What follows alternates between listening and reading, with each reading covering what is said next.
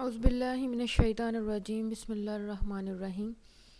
اس slide میں جو میں بتانے لگی ہیں وہ شوہر کے حصہ کی کتنی صورتیں ہو سکتی ہیں، ٹھیک ہے، یعنی کہ جو مال میراث ہے اس میں شوہر کے حصہ کی نوعیت اور وہ اس کی تقسیم کتنی صورتوں میں ہو سکتی ہے۔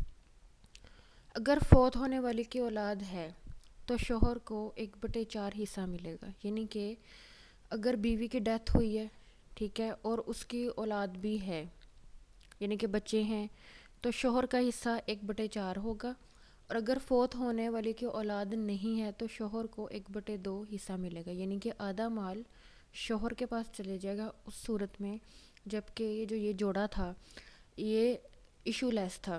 اب لا کی جو زبان میں ایشو لیس کا ورڈ یوز ہوتا ہے وہ ایسے لوگوں کے لیے ہوتا ہے کہ جن کے بچے نہیں ہوتے، ٹھیک ہے۔